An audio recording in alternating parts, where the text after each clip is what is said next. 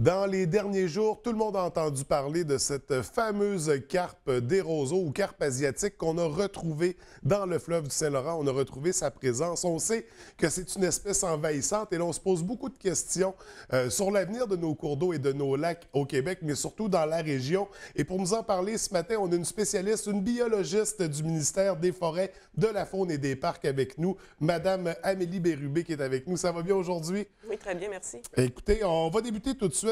Comme je mentionnais, on sait que c'est une espèce qui est envahissante. On l'a retrouvée dans le fleuve Saint-Laurent. Comment on peut expliquer sa présence chez nous? Parce que à la base, c'est un poisson qui nous arrive du Japon, De l'Asie en général. De C'est l'Asie une en espèce qui est général. présente en Asie.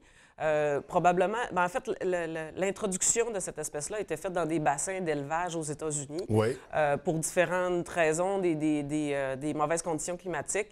Il y a un certain nombre de poissons qui ont réussi à s'échapper des bassins et qui ont colonisé tranquillement, pas vite, là, les réseaux hydrographiques aux États-Unis, essentiellement par le fleuve Mississippi. OK. Donc, ça a colonisé une bonne partie du réseau hydrographique aux États-Unis. Maintenant, il y avait des moyens pour limiter l'introduction dans les Grands Lacs, qui est quand même un bassin versant très important. Mais malheureusement, force est de constater que ça n'a pas très bien fonctionné parce qu'il y a plusieurs mentions là, de capture de carpe de roseau, justement, Ouais. dans certains Grands Lacs. Et bien évidemment, là, c'est connecté avec le fleuve Saint-Laurent, donc il y a eu des poissons qui ont pu se rendre jusqu'au fleuve Saint-Laurent par ces moyens-là. Par les canaux de navigation, sinon par les connexions directes aussi là, avec le réseau hydrographique. Et comment on a pu prendre conscience de sa présence dans le fleuve? En fait, il y a un pêcheur commercial en mai 2016 qui a capturé un spécimen qui était vraiment de très grande taille. Suite à cet événement-là, bien évidemment, on a augmenté notre vigilance, si on veut. Puis il y a une nouvelle technique qui existe depuis pas tellement longtemps qui s'appelle l'ADN environnemental. Oui. En fait, ça se trouve à être des échantillonnages d'eau qu'on prend dans un milieu dans lequel, dans le fond, il y a toujours, les poissons laissent toujours un petit peu de traces un petit peu partout d'ADN, soit par les écailles, soit par le mucus, soit par les excréments. Donc, on va retrouver dans les échantillons d'eau. Donc, on filtre ces échantillons-là et on va faire des prélèvements sur le filtre pour pouvoir aller vérifier les espèces qui sont présentes. Et sur 110 sites d'échantillonnage qui ont été faits en 2015 et 2016, il y en a 16 qui ont révélé des marqueurs positifs là, pour OK. la carpe de roseau. Donc, l'espèce, la carpe de roseau, qui est une des espèces de carpe asiatique. La nouvelle cette semaine a eu l'effet d'une bombe, mais c'est quoi la réelle ampleur du problème? La présence de carpe asiatique, c'est vraiment majeur dans un écosystème. En fait, c'est des espèces... pour vous dire, là, le spécimen qui a été capturé en 2016, il mesurait 1,3 mètres de long. Il pesait 30 kilos. Donc, c'est des poissons qui deviennent très, très gros. Là, on parle d'un poisson qu'on peut, je veux dire, normalement, ça mesure quoi? Ça pèse combien régulièrement? Là? C'est quand même des poissons de très bonne taille. Là. Je ne pourrais pas dire la taille moyenne vraiment de chacune des espèces, OK. mais c'est des poissons qui ont une très bonne croissance et qui sont très, très efficaces dans leur alimentation, qui consomment beaucoup, beaucoup de nourriture. On prend l'exemple de la carpe de roseau. Celle-là s'alimente d'herbiers aquatiques, donc va détruire complètement les herbiers dont les autres espèces dépendent.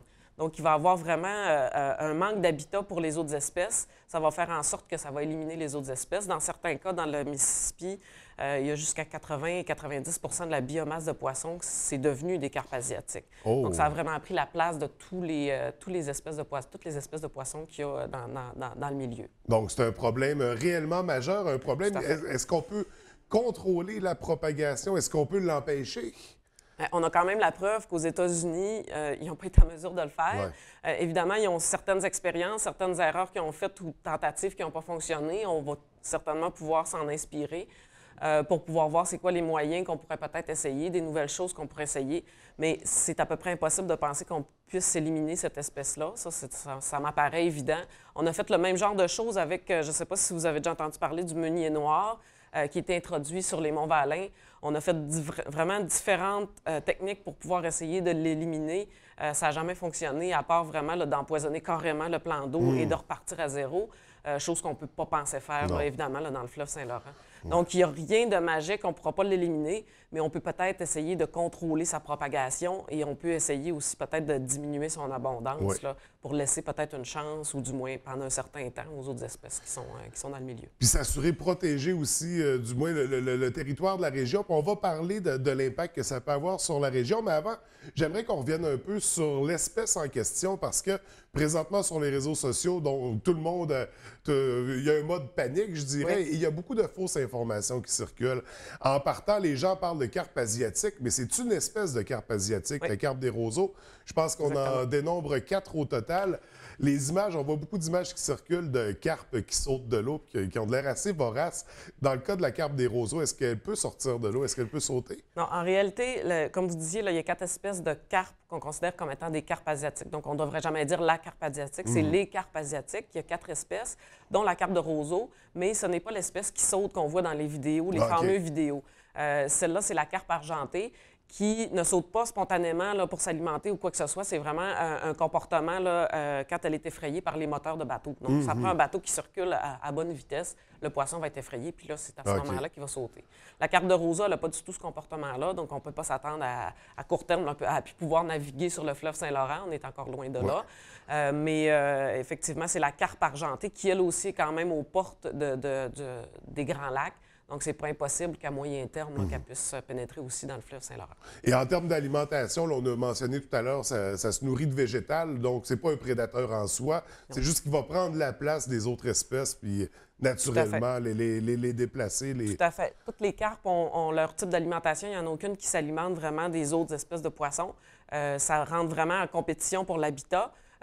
Puis, dans le fond, étant donné leur croissance très, très rapide parce qu'ils sont très efficaces, ça fait en sorte qu'ils n'ont pas de prédateurs aussi. C'est important de le mentionner parce que c'est ce qui fait en sorte qu'ils se propagent très rapidement puis qu'ils se développent très rapidement.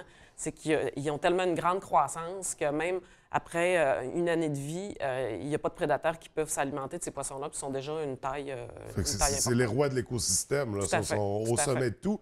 Et justement, est-ce qu'on peut consommer la carpe de roseau? Sans doute, comme à peu près n'importe quelle espèce de poisson. Mais il y a un phénomène social aussi là, qui est dur à expliquer, comme par exemple, je parlais tantôt du meunier noir. Oui. C'est possible de consommer cette espèce-là. Semble-t-il que c'est très bon, mais il n'y a jamais rien qui s'est développé autour de ça. Je ne peux pas expliquer pourquoi. Il y a une question probablement d'offre et de demande. On a l'anguille de roche aussi. On sait que les Français en raffolent, mais nous, on la rejette à l'eau. C'est toujours une question de culture. Si on veut, là, si on va en Abitibi, la lotte, qui est pêchée là, sur le lac Saint-Jean et qui est très populaire, bien, en Abitibi, on se promène sur la glace, puis il y a plein de lottes qui traînent partout parce que les gens ne la consomment pas, parce qu'ils ne la trouvent pas intéressante. C'est vraiment une question de culture. Il y a peut-être quelque chose à développer pour la consommation, pour l'utilisation. Mais c'est pas comme ça qu'on contrôlerait l'espèce non plus. Non. Je veux dire, il faudra surconsommer pour pouvoir réduire le problème. On sait que le Saguenay se jette dans le fleuve Saint-Laurent. On sait que la carpe est un poisson d'eau douce à la base, mais est-ce qu'on a un danger? Est-ce que la carpe pourrait s'aventurer chez nous? En fait, je dirais que le risque est relativement faible. C'est-à-dire qu'il y a quand même vous le disiez, c'est une espèce d'eau douce.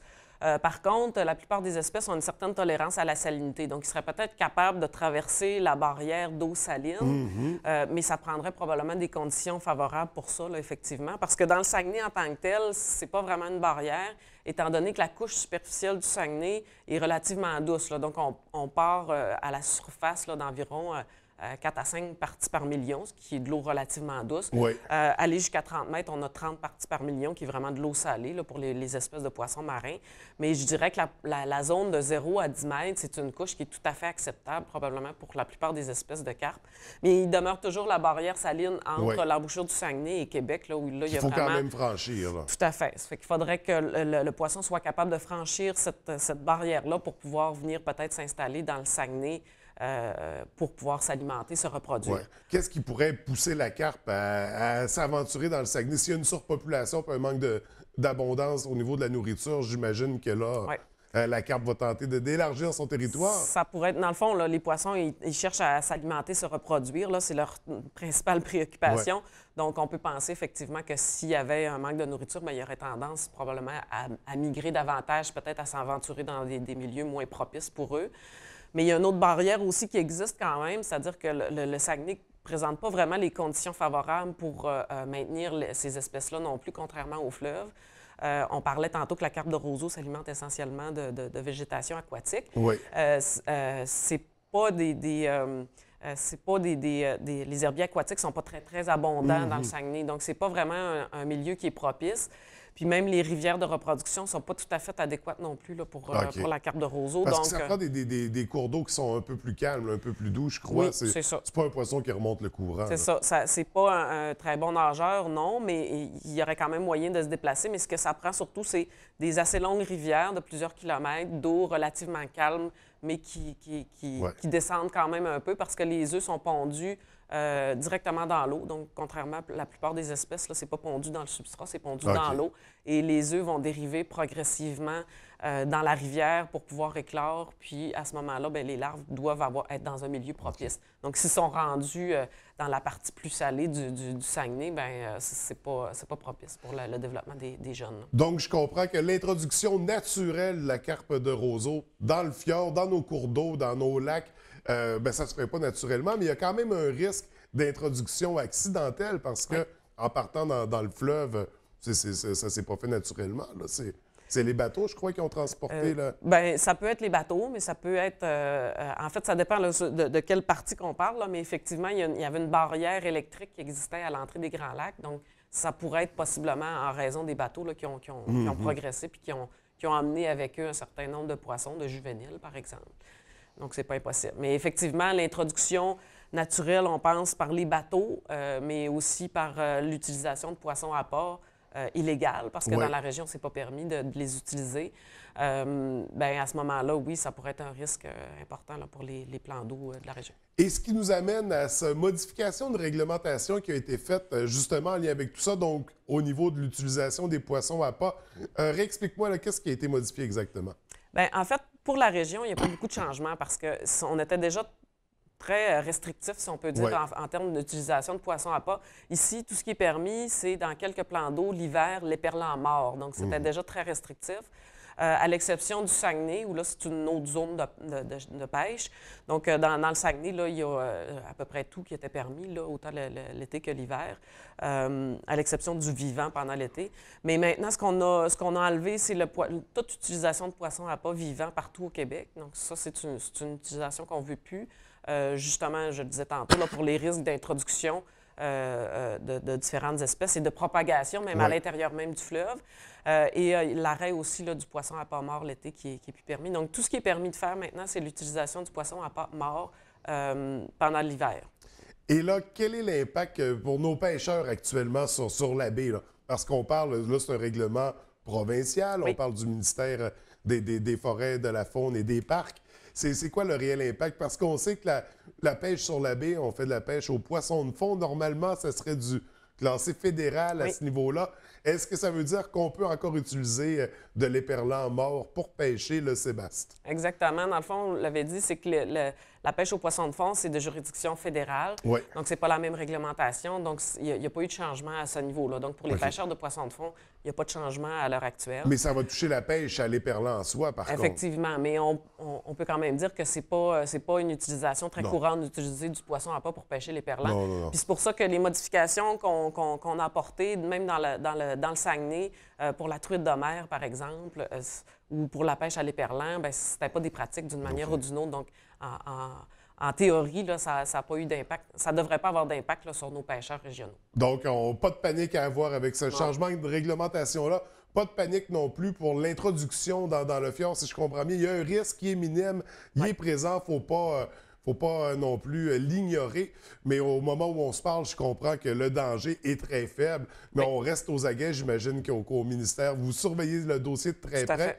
Et concernant la carpe dans le fleuve Saint-Laurent, au moment où on se parle, elle est répandue jusque où? Là? C'est toute la longueur du fleuve? Non, bien, en fait, on a fait plusieurs échantillonnages, mais ça sera environ jusqu'à l'embouchure du lac Saint-Pierre. OK. Donc, on a quand même toute la partie amont là, qui se rend jusqu'aux frontières du Québec, dans le fond.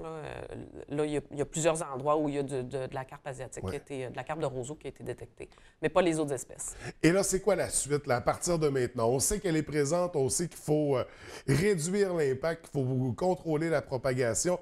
C'est quoi les actions qui vont être posées dans les prochains mois? Bien, en fait, là, on a déjà eu des sous là, pour pouvoir engager des gens puis faire des travaux sur le terrain. Là, ça avait été annoncé l'année dernière. Donc, il y a vraiment une équipe qui s'affaire à trouver les meilleurs moyens pour pouvoir détecter plus rapidement l'espèce, s'assurer qu'on sait exactement où elle se trouve, en quelle quantité, est-ce qu'il y a de la reproduction. Donc, il y a tout ça qui va être à documenter là, au courant des prochaines saisons. Puis, il y a vraiment une équipe qui travaille uniquement sur ce dossier-là. Donc, on va continuer de surveiller le dossier de très près. Il faut, parce que c'est un réel danger pour nos cours d'eau et nos lacs ici au Québec. Même si ça va toucher moins la région, c'est d'une grande importance. Donc, il faut continuer à surveiller et à agir en conséquence. On aura certainement l'occasion d'en reparler éventuellement, mais pour l'instant, merci beaucoup d'être venu nous rencontrer, d'être venu nous expliquer le danger puis ce qu'est cette espèce-là. Je pense que c'était très intéressant, puis au plaisir de se revoir. Ça m'a fait plaisir. Merci.